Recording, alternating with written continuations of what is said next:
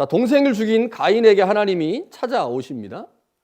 아담의 범죄 후에 아담을 찾아가신 것처럼 이 가인에게도 하나님이 찾아가시죠. 찾아가서 이렇게 묻습니다. 내 아우 아벨이 어디 있느냐?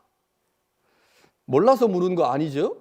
다 알고 계셨지만 하나님은 가인의 태도를 보기 위해서 질문하신 거죠.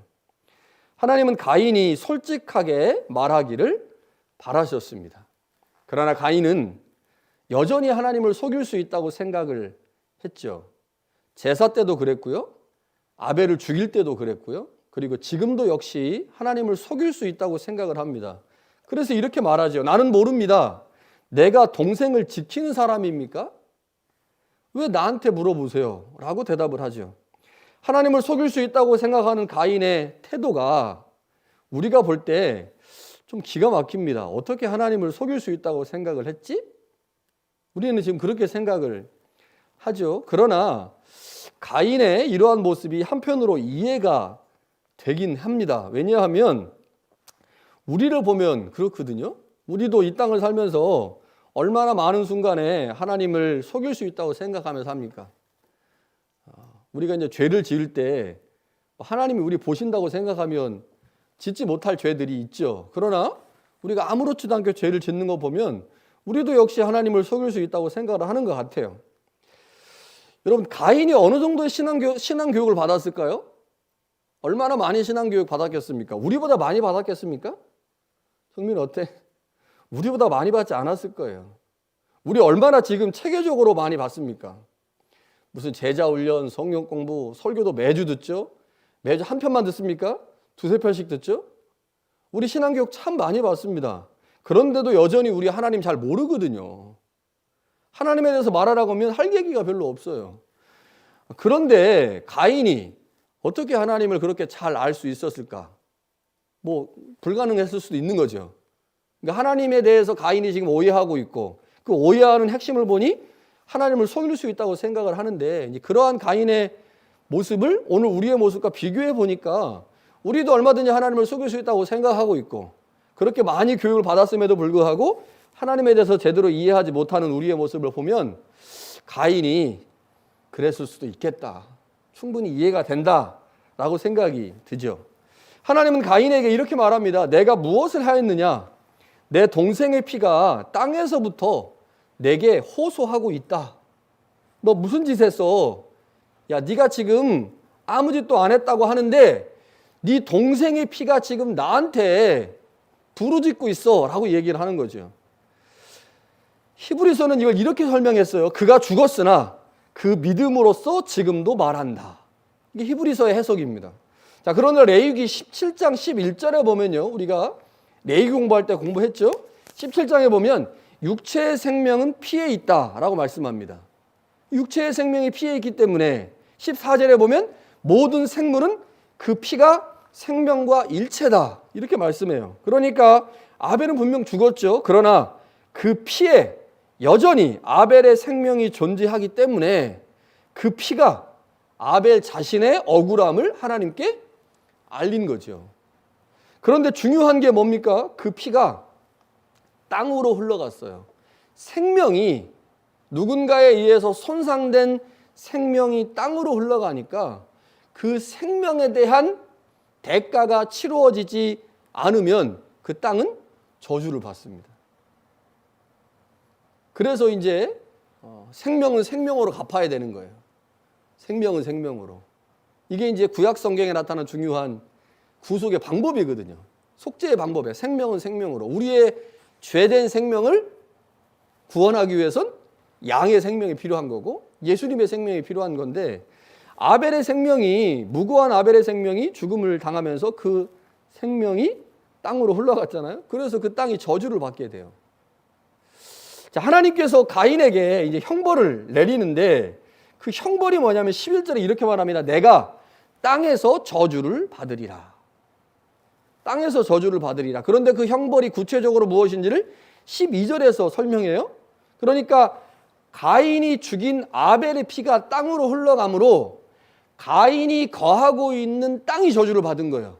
그 땅이 저주를 받으니 그 땅 위에 살고 있는 가인도 저주를 받는 거죠. 그래서 하나님께서 말씀하시기를 내가 너 서 있는 땅에서 저주를 받는다. 네 땅에서 저주를 받는다라고 말씀하시죠. 그 저주가 뭐냐? 12절에 보니까 내가 밭을 갈아도 다시는 땅이 효력을 내주지 않을 것이다. 그리고 너는 땅에서 피하며 반드시 방랑하는 자가 될 것이다. 이렇게 말씀합니다. 여러분, 가인이 땅에서 저주를 받아 소출을 얻지 못한다라고 하는 말의 의미가 가인이 이제 농사를 지어도 그 어떤 곳에서도 농산물을 얻지 못한다는 말의 의미가 아닙니다. 왜냐하면 우리가 알고 있듯이 4장 후반부에 가면 가인이 성을 쌓고 문명을 발전시켜요. 그리고 그것을 잘 먹고 잘 삽니다. 그러니까 이 말씀은 가인이 땅에서 저주를 받아서 소출을 얻지 못한다고 하는 것이 이제 가인이 그러면 농사를 아예 못 짓고 다 굶어 죽는다 이런 말이 아닙니다. 이 말은 가인이 살고 있는 바로 그곳, 아벨을 죽인 그곳, 가인이 정착하에 살고 있는 그곳에서 쫓겨나서 삶의 모든 터전을 잃게 된다는 말입니다. 그래서 가인이 이 사건 이후에 가인이 쫓겨납니다.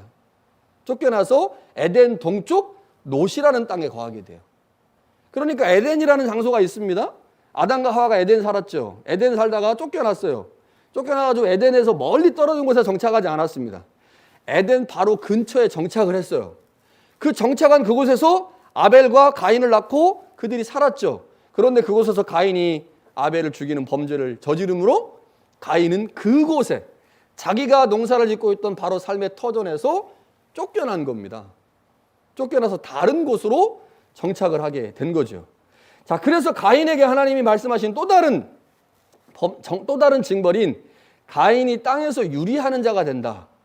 요 유리하는 자가 된다라는 말은 앞에 있는 말씀과 연결돼서 가인이 범죄했기 때문에 그가 살던 땅에서 쫓겨나서 더 이상 하나님의 얼굴을 볼 수 없다.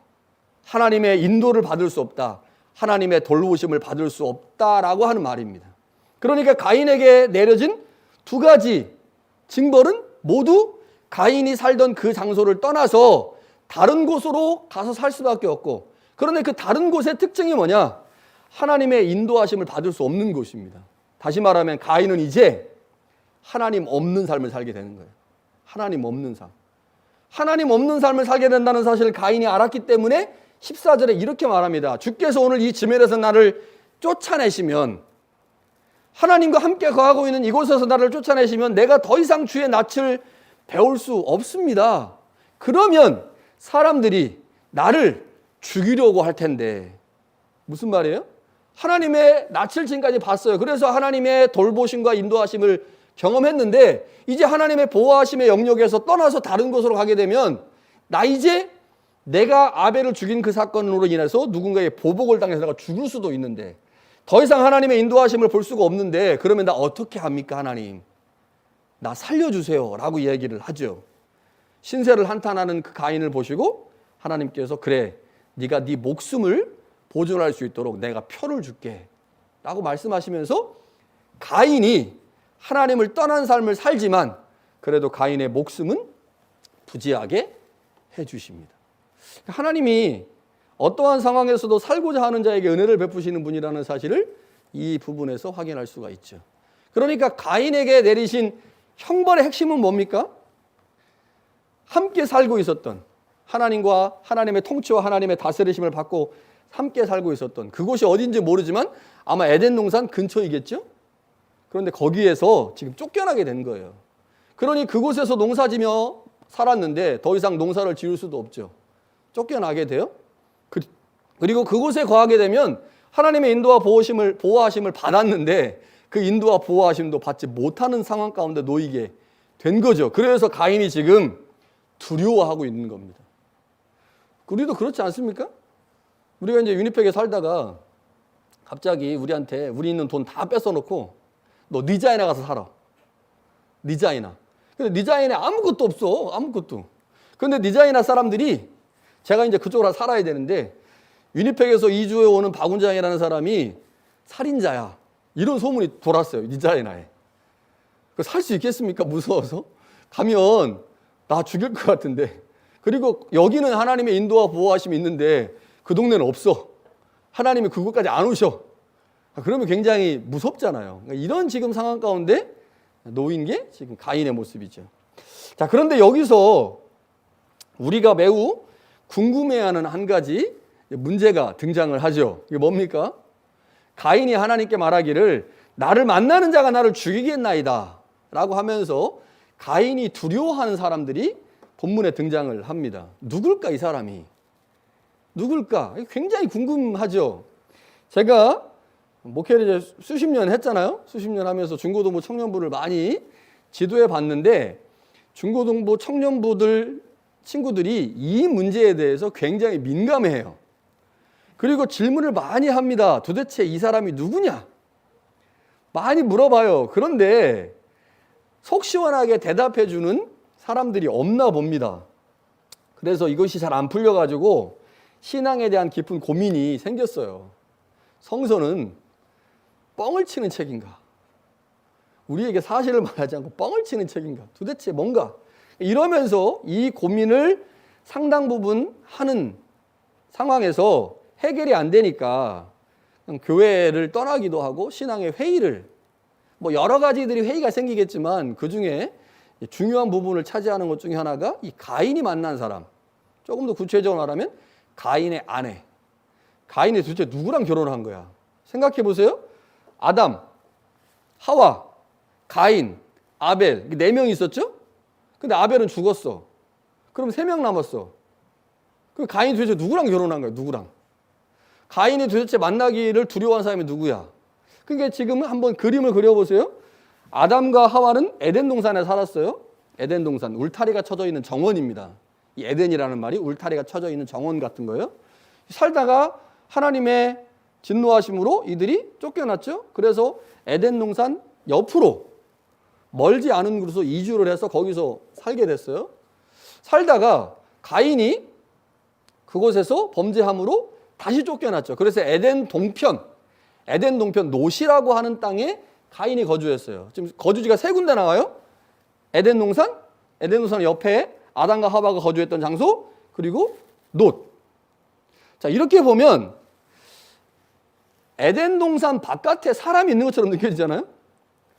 여기 아담과 하와와 가인이 거주했던 지역 외에 또 다른 곳에 사람이 있었던 것 같은.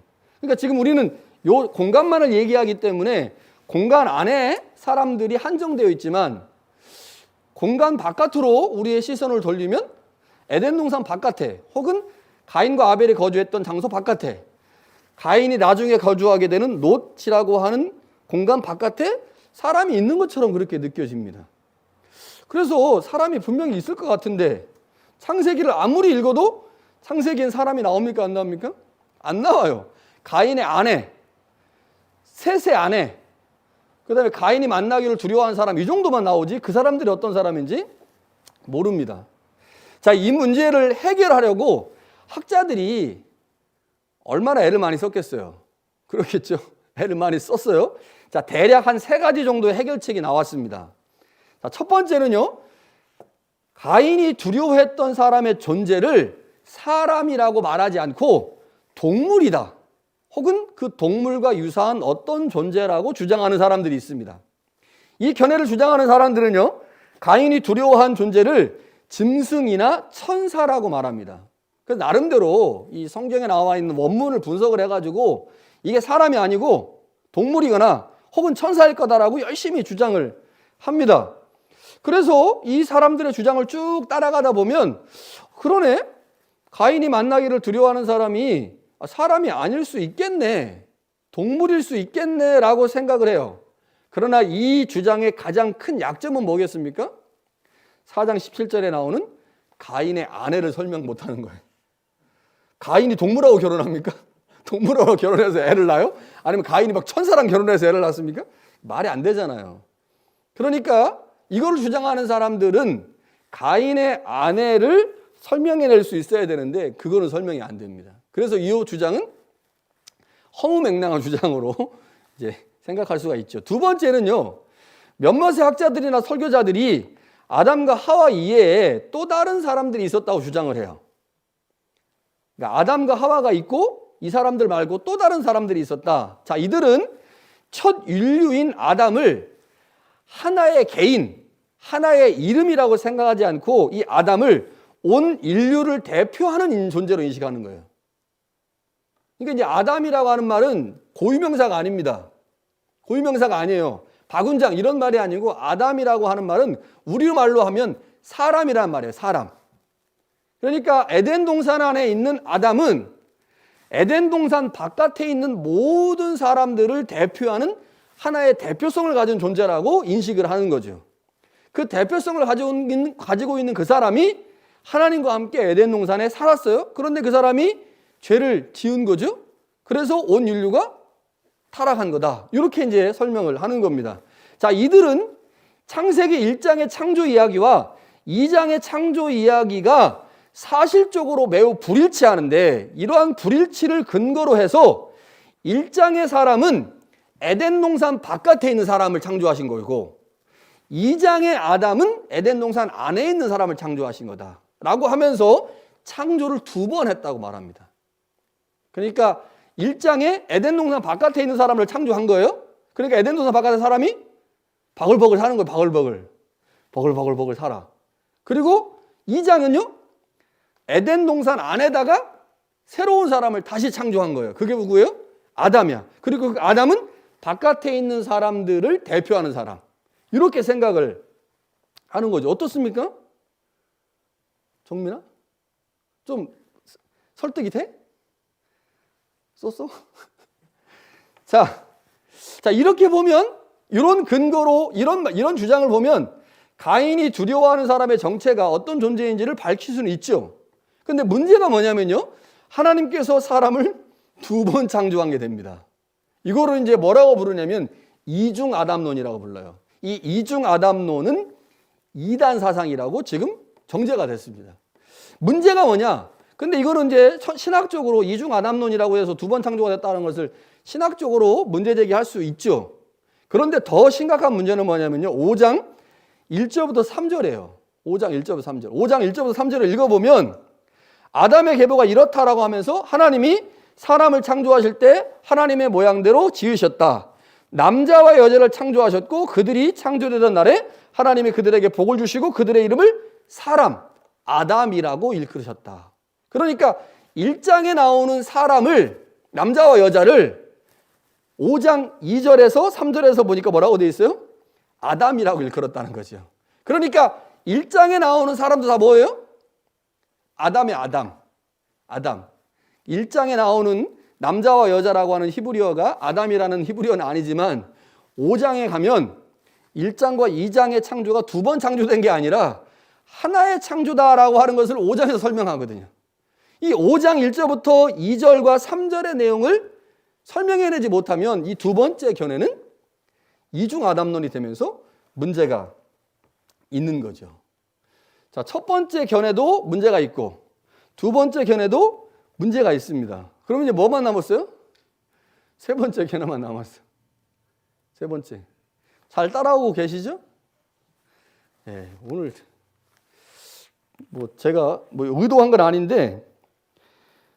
아닌데 굉장히 주제가 좀 오늘 복잡하고 좀 어려운 주제를 하게 됐습니다. 자, 3번째는 뭐냐면요. 이제 많은 다수의 학자들이 주장을 하는 견해인데 가인이 두려워한 사람은 아담과 하와의 또 다른 후손이다. 이렇게 주장하는 거예요. 아담과 하와의 또 다른 후손이다. 지금까지 이 견해가 가장 지지를 많이 받고 있는데 그러나 이 견해를 쭉 살펴보면요. 학자들마다 서로 이야기하는 게 달라가지고요. 속을 시원하게 할 정도로 명확한 설명은 없습니다. 그래서 제가 나름대로 제가 이제 성서학을 전공한 사람의 입장에서 나름대로 제가 한번 문제 해결을 하려고 찾아봤어요. 오늘 설교가 조금 길 수도 있습니다. 조금 길 수도 있으니까 이해를 하시고 좀 들어주세요. 자, 우리는 창세기의 2번째 독자죠. 2번째 독자입니다. 첫 번째 독자가 누구겠어요? 이스라엘 사람이겠죠. 자, 창세기가 현재와 같은 본문으로 언제 만들어졌는지에 대해서 진보적인 사람과 보수적인 사람들의 의견이 달라져요. 그래서 이 창세기 본문이 최종 본문, 우리가 보고 있는 이 창세기 본문이 언제 만들어졌느냐 잘 모릅니다. 정확하게 말할 수가 없어요. 자, 그런데 전통적인 견해, 그러니까 보수적이고 좀 전통적인 견해를 따르면 창세기를 기록한 사람은 모세죠. 모세가 기록했어요. 자, 그러면 모세가 기록했다고 하는 것은 첫 번째 독자는 누구였을까요? 출애굽을 경험한 이스라엘 사람들이 첫 번째 독자였겠죠. 그렇게 한번 생각을 해보는 거예요. 진보적인 관점 말고 보수적인 관점으로. 자, 창세기를 기록한 모세나 이스라엘 사람들이 이 4장 기록한 모세나 이것을 읽고 있는 독자들이 가인이 두려워한 사람들에 대해서 어떻게 생각했을까요? 어떻게 생각했을까? 이것을 문제라고 여겼을까? 어떻습니까? 문제라고 여겼다면 이렇게 기록을 안 했겠죠. 지금 현대 독자인 우리한테 이게 너무 큰 문제인데 우리는 그냥 5살짜리면 5살짜리가요. 한글을 읽을 줄 아는 5살짜리가 읽어보면 첫 번째 나오는 질문이 그거예요. 아니, 아담, 하와, 아벨, 가인밖에 없는데 가인이 만난 사람은 누구예요? 이렇게 물어요. 자연스럽게. 그러니 뭐 중고등학생만 되면 당연히 질문이 되는 거죠. 근데 대답을 못 해주는 거야. 그게 문제인 거죠. 자, 우리는 이게 상당히 큰 문제인데 성서를 기록한 모세나 이스라엘 사람들은 문제가 아니었던 것 같아요. 문제가 아니었으니까 그냥 기록했겠죠. 그렇죠. 자, 이 시점에서 우리한테 이런 질문이 한번 던져져야 됩니다. 모세나 이스라엘 사람들은 이거를 문제 삼지 않았는데 왜 우리는 문제가 될까? 아니, 처음 성경을 기록한 저자나 첫 번째 독자는 문제가 아닌데 그래서 그냥 남겨놨는데 여러분 창세기 1장하고 2장을 우리가 설교를 했잖아요. 제가 1장하고 2장 비교해 보세요. 창조 이야기가 달라도 너무 달라요. 1장의 창조 이야기와 2장의 창조 이야기가 부딪히는 게 너무 많아요. 그러면 그것을 기록한 사람이 몰랐을까요? 첫 번째 창조기와 두 번째 창조기 이렇게 많이 부딪히지 않은 게? 알았겠죠? 근데 놔뒀어요, 그냥. 왜요? 문제가 안 됐으니까. 근데 우리는 문제가 된단 말이에요. 우리는 문제가 돼. 왜 우리는 문제가 되느냐? 자, 지난번에 말씀드린 것처럼요. 우리는 성서를 읽을 때 실증주의라고 하는 안경을 쓰고 성경을 보기 때문에 문제가 돼요. 우리는 다 실증주의라고 하는 안경을 쓰고 성경을 봅니다. 자, 실증주의의 관점에서 볼 때요, 성경은 모든 사실만을 기록한 책입니다. 사실만을, 팩트만을 기록한 책이 성경인 거예요. 그래서 우리는 성경을 읽을 때 성경을 사실 기록의 책이라고 봅니다. 사실 기록의 책. 예를 들어서 욥이 실존 인물일까요? 아닐까요? 예를 드는 거예요. 욥이 실존 인물일까요? 아닐까요? 여러분, 만약에 욥이 실존 인물이 아닌 하나의 꾸며낸 이야기라고 하면 여러분 욥기 어떻게 하실래요? 욥기는 성경이 아닙니까? 아닙니까? 깁니까? 욥의 이야기가 꾸며낸 하나의 이소무화처럼 지어낸 이야기라고 우리가 알게 될 때 그 욥의 이야기가 성경으로 들어왔는데 그러면 이거는 성경으로서의 가치가 있습니까? 없습니까? 정민 어떻게 생각해? 욥의 이야기가 사실 이야기가 아니야. 욥은 실제 인물이 아니야. 욥의 이야기가 사실이 아닐 경우에 정민이는 욥기를 성경으로 인정할 수 있을 수 없어. 가람이는 인정할 수 있을 수 없어. 그럼 정수야? 정수 인정 못해? 인정해 못해? 자, 우리는 실증주의라고 하는 안경을 쓰고 성경을 보고 있는 거예요. 욥기를 읽고 있었던 이스라엘 사람들은요, 욥의 이야기가 실제 이야기든 아니든 아무 문제가 되지 않았습니다. 왜냐하면 욥기라고 하는 것에서 전달해 주는 하나님의 메시지가 중요한 거예요. 여러분, 욥기가 우리한테 전하려고 하는 게 뭡니까? 전통적인 지혜를 넘어서는 새로운 지혜가 있다. 그 새로운 지혜를 우리가 추구해야 된다라고 하는 걸 말하는 게 욥기가 말하는 메시지거든요. 그 메시지를 우리가 받아들이고 하나님을 알아가는 지혜에 있어서 새로운 지혜, 그래서 우리가 알고 있는 전통적 지혜 말고 초자연적인 새로운 지혜가 있다는 사실을 우리 가운데 알게 하려고 하는 것이 욥기라, 욥기가 실존한 인물이든 그렇지 않은 것이든 이스라엘 사람들은 별로 신경 쓰지 않았어요. 왜? 그들은 실증주의라고 하는 안경을 안 쓰고 성경을 보니까. 근데 우리는 중요한 거예요. 그게 사실이 아니면 진리가 될 수 없어. 사실이 아니면 그건 하나님의 말씀이 안 되는 거예요. 여러분, 예수님이 비유를 여러 가지 말씀하십니다. 비유를. 여러분, 예수님이 말씀하신 비유들이 사실 이야기일까요? 아니면 예수님이 꾸며낸 얘기일까요? 어떻습니까? 탕자와 아버지와 탕자의 비유. 여러분, 그 탕자의 비유가 실제 이야기일까요? 꾸며낸 이야기일까요? 뭘까? 꾸며낸 이야기야. 그 실제 이야기가 아니고 예수님이 누가복음 15장에서 말씀하신 탕자의 비유는 예수님이 그냥 지어낸 얘기야. 여러분, 그 지어낸 얘기가 하나님의 말씀으로 우리 가운데 다가오는데 그게 사실이냐? 지어낸 거냐? 지어낸 거면 그거는 진리일 수 없고 사실이어야만 진리일 수 있습니까? 그렇지 않아요. 우리는 지금 무슨 안경으로 보고 있어요, 성경을? 실증주의라는 안경으로 보기 때문에 성경에 이렇게 모든 것은 다 뭐 해야 돼요? 사실이어야 돼. 사실이어야만 진리가 돼요. 성경을 잘못 보여요. 그런데 이스라엘 사람들은 그렇게 안 봤다는 거예요. 그렇게 안 봤어요. 성경은 실증주의자들이 말하는 것처럼 사실만을 기록한 책이 아니라는 겁니다. 여러분, 욥기는 제가 아까 예를 든 거예요. 제가 욥기가 사실이냐 아니냐를 지금 말하려고 하는 게 아닙니다. 저는 욥기가 실존하는 인물이라고 믿고 있어요.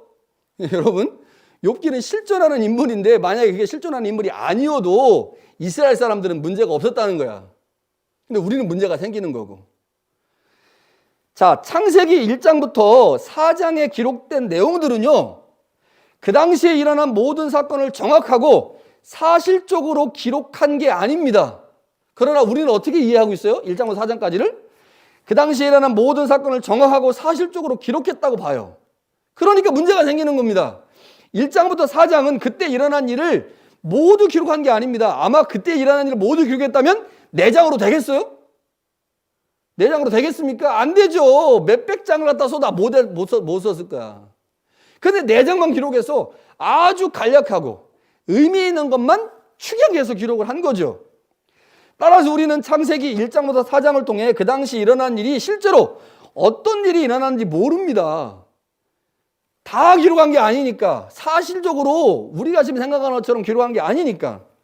자, 창세기 1장부터 2장에 아담과 하와가 나오죠? 하나님이 아담과 하와를 만들었어요. 그리고 4장에 가면요, 둘 사이에 가인과 아벨이 태어났고 그 당시에 기록된 모든 것들이 다 완벽하게 기록되었다면 분명히 가인이 두려워하는 사람이 있었겠죠. 완벽하게 기록했다면. 그런데 완벽하게 기록하지 않았습니다. 모두 기록한 게 아니에요. 있는 그들의 사실을 기록한 것도 아닙니다. 아담이 하와와 에덴 동산에서 쫓겨난 이후에 엄청나게 많은 일을 했을 거죠. 지난번 말씀드린 것처럼. 근데 기록했어요? 하나도 기록 안 했어. 뭐만 기록했어요? 아들 낳은 것만 기록했어. 아들 낳은 것만. 그것만 의미 있었기 때문에. 자, 우리가 사실이라고 말하는 것의 상당수는 의미가 더해진 사실이라고 그랬죠. 우리가 사실이라고 말하는 것의 상당수는 의미가 더해진 사실이에요. 실증주의적 세계관에서 살아가는 이 시대도 사실만을 말할 수가 없어요.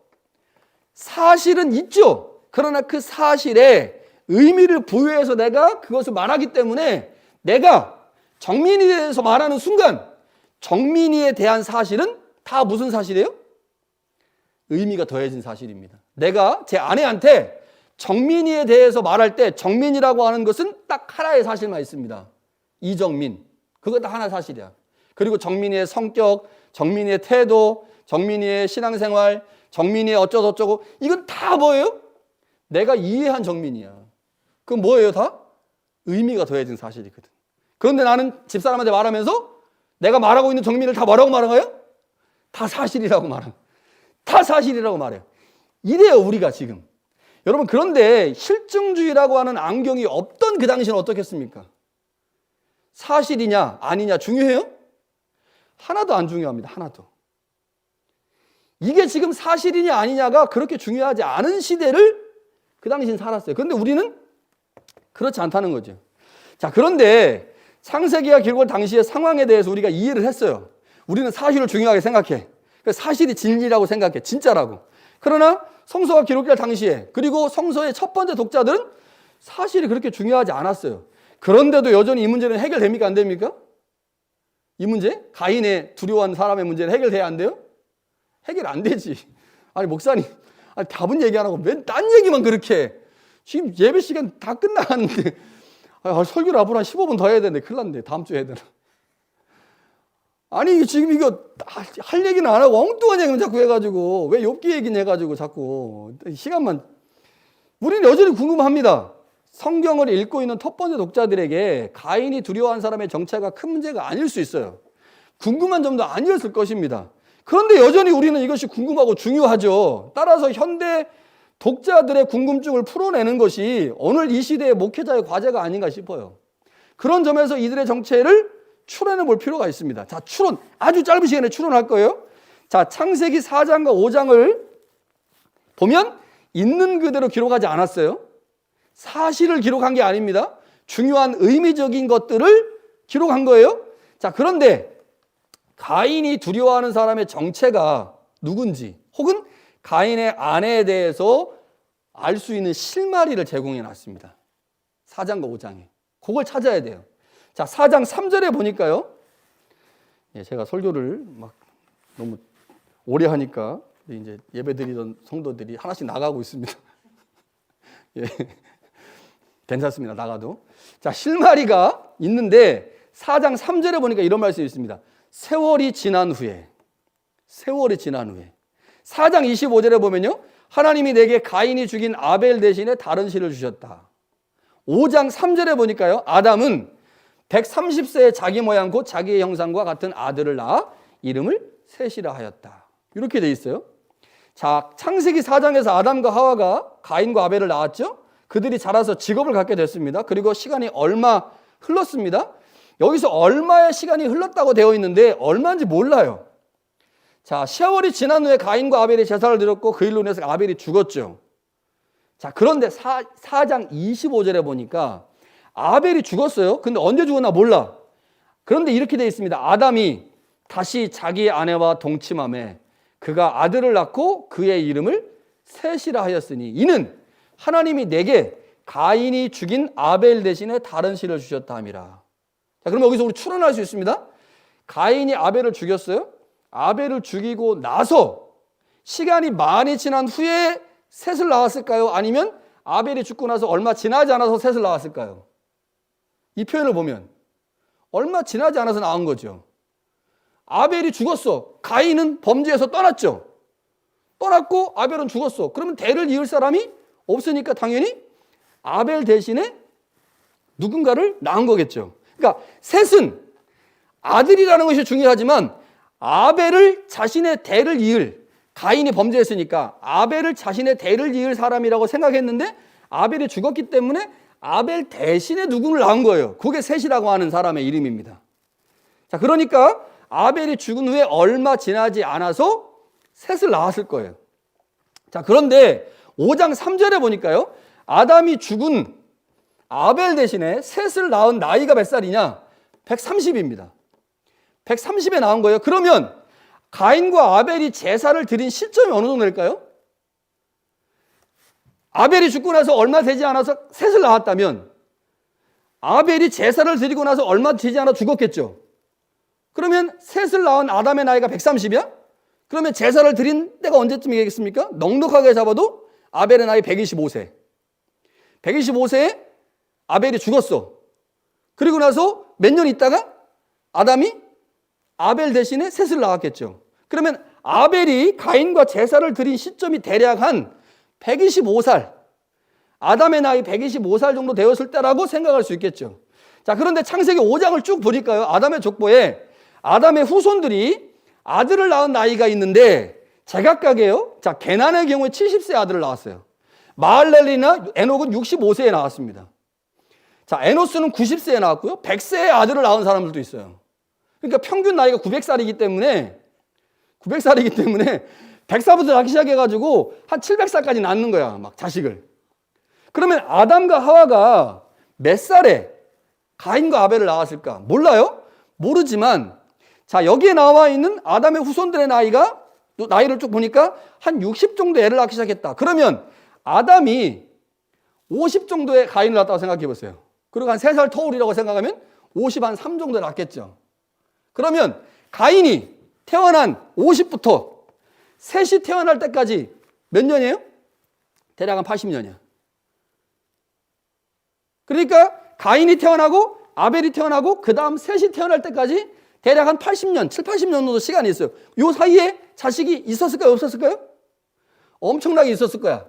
낳고. 근데 이 사람들은 중요해 안 해요? 안 중요해.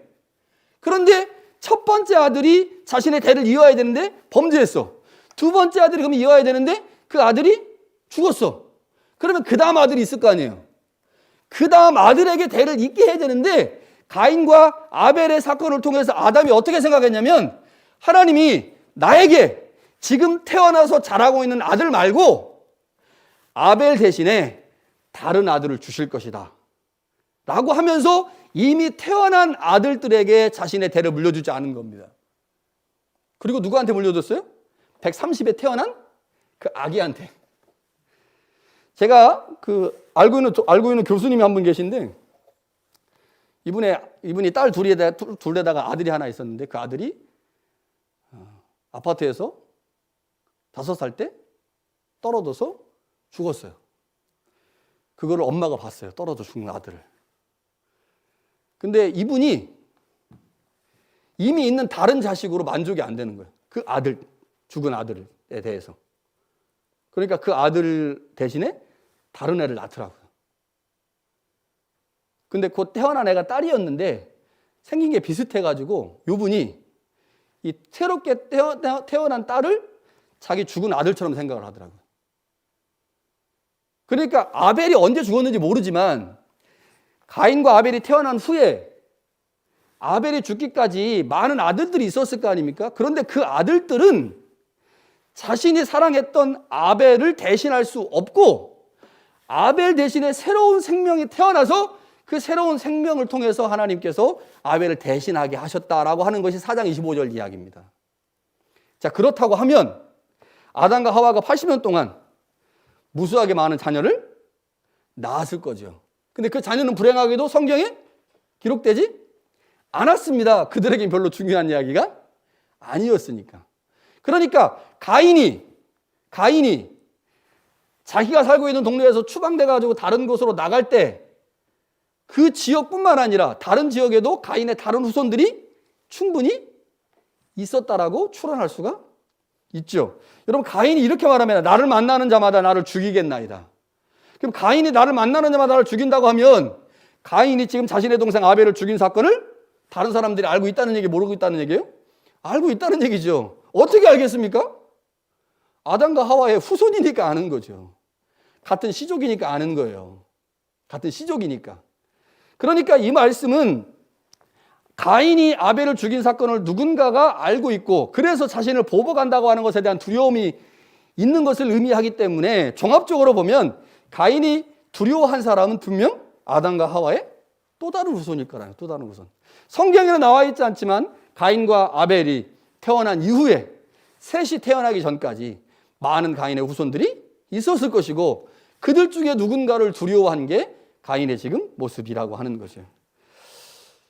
자, 지난번에 앞에서 말씀드렸듯이요. 이러한 상세한 기록이 창세기 4장에는 나와 있지 않죠. 왜 그렇습니까? 의미가 없다고 생각하기 때문입니다. 그럼 4장의 의미는 뭘까요? 4장의 의미. 지난번에 말씀드린 것처럼 에덴으로의 회복으로서의 예배. 에덴에서 쫓겨났지만 그 쫓겨난 하나님의 백성들이 예배를 통해서 다시 에덴을 회복할 수 있다라고 하는 게 4장에서 말하고 싶은 포인트예요. 첫 번째 포인트. 두 번째 포인트는요. 에덴으로의 회복의 예배를 설명하면서 반대편에 죄 확장이 어떻게 일어나고 있는지를 설명하는 4장 얘기입니다. 그러니까 4장에서 말하고 싶은 거는 에덴에서 쫓겨났는데 에덴으로 회복을 어떻게 할 것인지에 대한 포인트로 예배를 말하고 있고 또 다른 하나는 그럼에도 불구하고 여전히 인간은 아담의 후손으로 죄를 짓고 그 죄의 지배를 받는 죄가 어떻게 확장되고 있는지를 보여주는 게 4장 또 다른 얘기예요. 요 이야기만 하고 싶은 거예요. 그러니 가인의 후손들에 대한 가인의 만나려고 했던 사람들에 대해서는 말할 필요가 없었던 거죠. 우리는 실증주의라고 하는 눈으로 보기 때문에 이상하지만 실제로 성경을 기록한 사람들은 우리 딸이 너무 길어서 나가고 싶지만 아직도 들어야 돼요. 이렇게 써놨어요. 예. 지금 가인은 제가 이게 지금 주제가 주제가 돼서 지금까지 이제 말씀 들으셨으면 다 들으신 겁니다. 여러분 지금 가인이 두려움에 사로잡혀 있죠? 왜 가인에게 이런 일이 벌어졌느냐? 하나님이 가인에게 죄를 다스리라고 했는데, 선한 것을 선택하라고 했는데 가인이 하나님의 말씀이 아닌 자신의 욕망을 따라 행동했기 때문입니다. 그로 인해서 가인은 죄의 지배를 받는 신세가 되었죠. 죄를 다스리라는 하나님의 말씀을 무시하면서 결국 그는 하나님 없는 삶, 죄의 지배를 받는 삶을 살게 되었습니다. 여러분 이거 잘 기억하셔야 돼요. 여러분 4장의 메시지는 에덴으로의 회복으로서의 예배를 하나 말씀하고 있고요. 반대편에 있는 죄의 확장, 하나님의 은혜를 거부하고 하나님의 말씀을 거부한 자들이 어떻게 하나님 없는 삶을 살게 되는지. 여러분 예배는 하나님 있는 삶이잖아요. 그게 에덴의 삶이고, 반대편에 또 다른 하나님의 삶이 있다는 거예요. 하나님 없는 삶, 예배가 없는 삶, 하나님의 말씀을 무시하는 삶. 이 두 가지의 이야기를 통해서 오늘 우리 가운데 어떤 삶을 선택하며 살 것이냐를 말하고 있는 게 4장의 이야기입니다. 창세기 4장을 통해서 주시는 하나님의 음성이 우리 가운데 잘 들려줄 수 있기를 간절히 바랍니다.